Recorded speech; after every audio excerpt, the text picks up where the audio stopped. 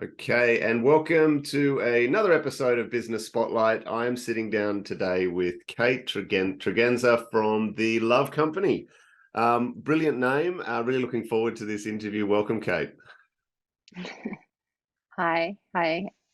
Well, yeah, I mean, the love company, it's an understanding that everything that you do in business, you need to love, because if you don't, it's going to be a really hard life. Interesting. Oh, yeah, I couldn't agree with that more. So, Create companies that you love, create brands that you love, create products that you love, and then by extension, that love that you have and that you feel is going to be felt by your consumers, your investors, your stakeholders, the people that have touch points with your business. And so, if you can do something with your life, why not create in love and then produce more love on the planet so that more people can embody it. And I mean, what else are we here for? beautiful, beautiful. And you mentioned what else are we here? So we're talking about here. Tell me where it all began. What's your business owner entrepreneur journey like? Tell us about it. Well, I mean, I guess the real thing was the real way that I got involved in business was being denied anything that I wanted to be buying as a kid. I was raised by a very stoic grandmother who herself came from a business background. She ran pubs and hotels all across Australia, mainly in Queensland, and I spent a lot of time with her as a child, and she was a woman that was really ahead of her time. She had her own money, and I think maybe I didn't appreciate that or understand that when I was a kid. My grandmother bought flipped properties, and she was really good at it, and I think she really wanted to instill the concept of hard work, which I think in later in our conversation I'll talk about how I've unlearned that. But in the beginning, it was asking her for things that I wanted to buy, and she said no. Um, and she said, if you want to go and buy something, then there's a whole world out there that you can make money from, and do this yourself. And so I think, looking back, not really realizing it at the time, but I had a very feminist upbringing, because of my grandmother. And I remember I got my seed capital, as they call it now, by doing chores for neighbors around the neighborhood. So, I would go and do some chores because we didn't get pocket money at home. I had to go and canvas the neighborhood, and sell my skills. So at 10 years old, that's a pretty big deal to go working out how to sell something to somebody. And I got that first seed money, and I bought a whole bunch of different chocolates from a confectionery warehouse that were seconds, or the packaging was a bit dirty or anything. So I bought them, and I cleaned them all up, and I repackaged, like reformed them. I froze them. I took them in an esky to school, and I sold them to my friends, and sold them at double what I bought, or at the same price as the tuck shop. And sort of just continued that, and then started realizing, well, I could get a bigger esky and sell more, and that's how it came about. And so, um, that's how I sort of earned my money in at 10, 11 years old. And that was really fun. Um, Fast forward a few years later, I'm the eldest of 10 grandkids, or cousins, I should say. And my auntie, asked me to babysit all the time. And then she asked me to do a children's party for one of my cousins. And the nature of children's parties is that there are lots of children there. And if you do a really good job, all of a sudden you have 30 new clients. And so that's essentially what my next business at 16 was children's entertainment. And we were booked out 3, 4 parties every weekend after we started, and it was a completely word of mouth thing, and it just took off over the neighborhood. I learned how to take out an ad in, all of the local primary school newsletters. I put one in the paper, all of this, and did flyer drops. And so at 16, I had, 4 of my friends employed, and earned me enough money to pay for my university in France and What? relocate. You had 4 Yeah. employees at 16. Well, because we were booked out for so many parties. And That's so basically I worked out that, if you go down to the bakery at the time, I'm giving away my age, but you could work for $7 to $8, depending on if it was Sunday or Saturday, an hour. The kids these days, I don't even think they get out of bed for that. But anyway, so that was my wage. And I had a job in the evenings. I was working as a waiter and doing events and things, and I was working at $8, $9 an hour, and that was like really good money. And so all my friends were working at bakeries or shops or anything like that. So I just told them, well, instead of $8 an hour, I'll give you 10. And then we started doing parties for like um, up to $500 for 3 hours. And I mean, it makes me sound like a terrible person. I would give them $30 and I would take the rest, and put it a lot into marketing and advertising, and really like growing out these businesses. And we would buy costumes, and we just did really well through word of mouth. It was a really low overhead business. And so by the time it came to me wanting to go on an exchange overseas, the freedom that I felt in not having to ask my parents for permission to do that, that was the drug that I was hooked on. I was like, okay. oh, I can put my desires and how I want to live at the center of my life, because now I have this skill, which is wherever I go, I can be creative, and I can create something out of nothing. And so when I did graduate in France, that was 2009. So we were right in the height of the GFC, and it was 40 something percent unemployment, youth unemployment.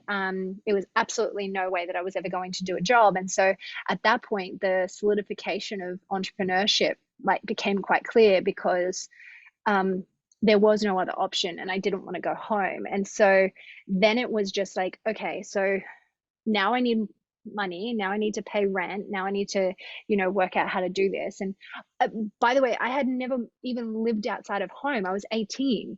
And Mm. so I'm now living in France.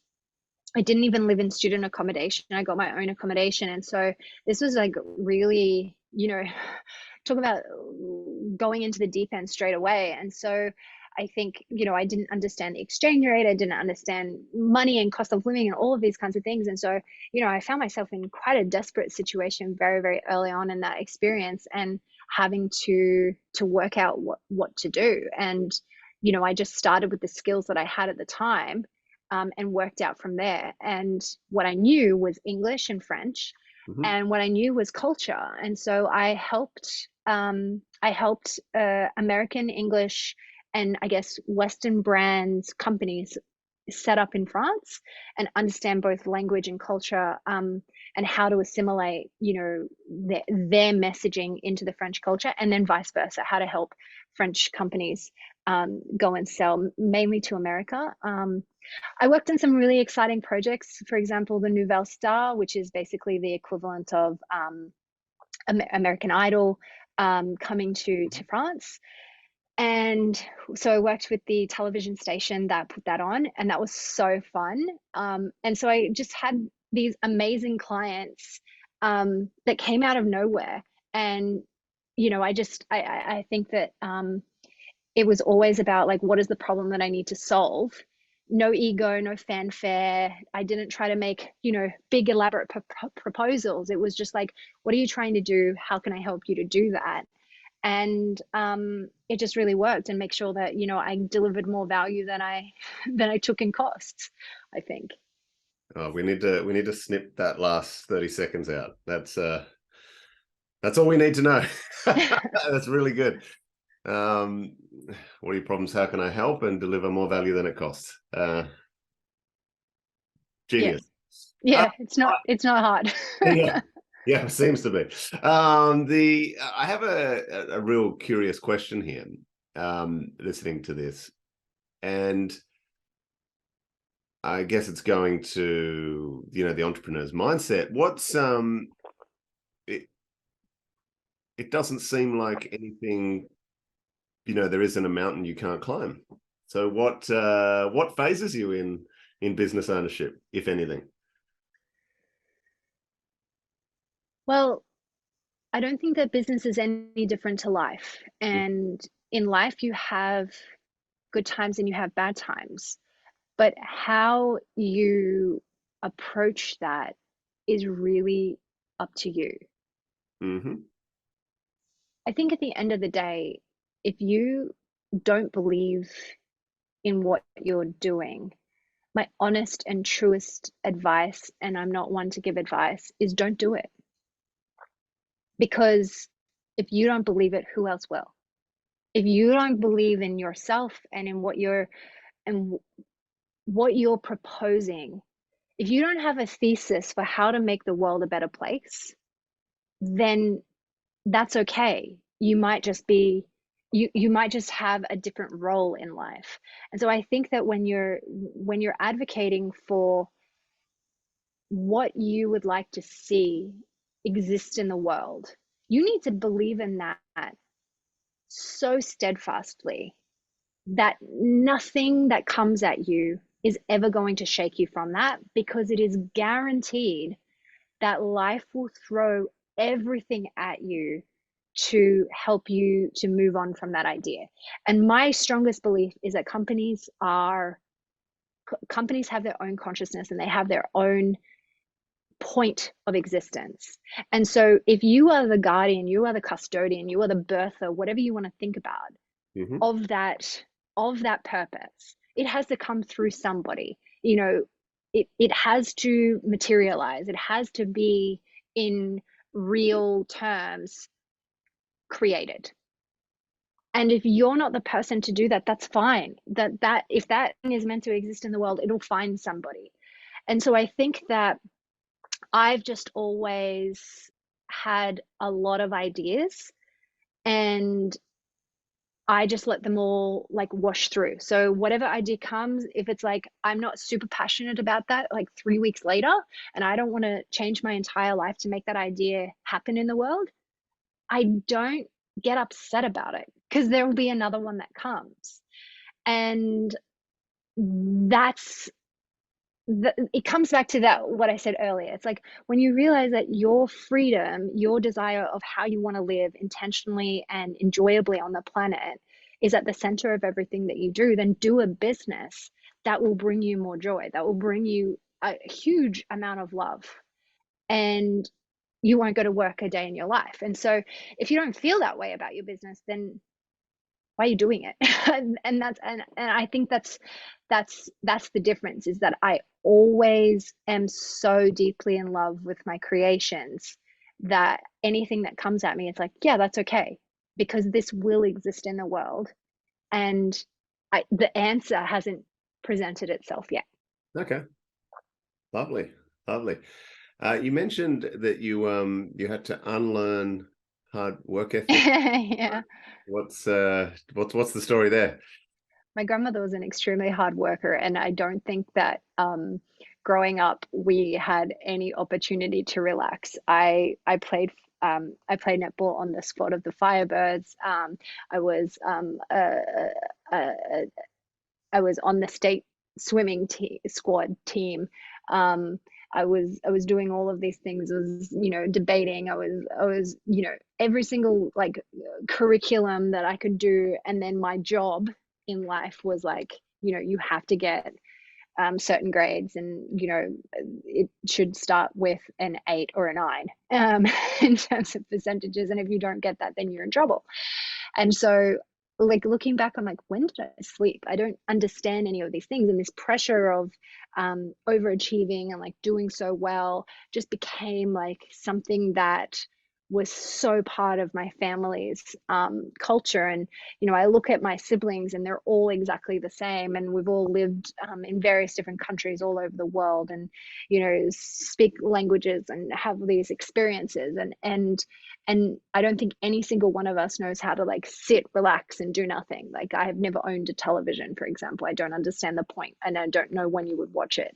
And so I think that I knew when I was having my baby, I knew that things needed to change because it wasn't sustainable, and it wasn't even possible to work the number of hours that I was working and have a newborn. And Yeah. I was not somebody who wanted to just be like, okay, well, somebody else will raise my child, like that'll be fine. What I discovered, and I think this was something that was so beautiful because I was, creating the Love Company in a similar time, and really trying, it was sort of like asking myself, and I was asking a lot of questions around how do we create a business model that actually works for women when they have things to do like caregiving or whatever it is, and don't have 24-hour hustles that they can continue and to maintain. And so what I found was in breastfeeding, I had, especially in the beginning, sometimes 10, 11 times per day where I would have an hour, at a minimum, half an hour block where I could do absolutely nothing except Mm. sit there and look at my baby and have all of that oxytocin like flooding through me. And it's another reason why we called it the Love Company, is because I was in deep love in that moment, and I couldn't rush away to my computer. I couldn't like go and prematurely finish something off. I had to sit and I had to just be. And the amount of achievement that I felt when I could just sit and receive that endorphin rush and that oxytocin rush was so powerful for creation that I wish that I knew this years ago. Like, if I had only been, sitting in love and sitting in that connection to something that I had already created that was so perfect and so amazing. Like, what else could I create that way? I didn't wake up in the morning and say, okay, I'm going to make ears today. Now I'm going to make a lymphatic system. Now I'm going to make eyes.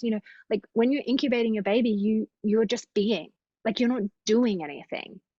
And so it was borrowing from my pregnancy and the creation of this child into the creations of all my other businesses. Is like, how do we infuse love here, and how do we create something without necessarily knowing all the intricate details, but knowing that the end result will be this beautiful baby, that I love. So how does that translate into the very doing world in business, and how do I take my hands off and just allow that to be? Mhm. So definitely empowering more people to work with me. Definitely opening up my own receptors for being helped and being um, supported, and having more and doing less. I think that's really the shift. Like, how to do that in practical, real terms, and going into those kinds of questions, not necessarily knowing the answer, but allowing them to present, like allowing life to present to you a way forward of doing more and doing less and having more. Fantastic. Fantastic. What are you excited about for the future with your businesses? I think what I'm excited about is I've never done a consumer products company before. And what I'm really excited about is um, in our venture studio, we've created what I think is a really exciting product for women that really speaks to millions of women across the world and the issues they have around their periods, their menopause, um, being in their feminine selves, and again, doing less and having more. Like, how do we use this concept of being able to provide products that actually speak to a female audience in such a way that really makes sense, and from a design perspective and from a functionality and utility perspective. And so creating products that suit that market and suit that need of that consumer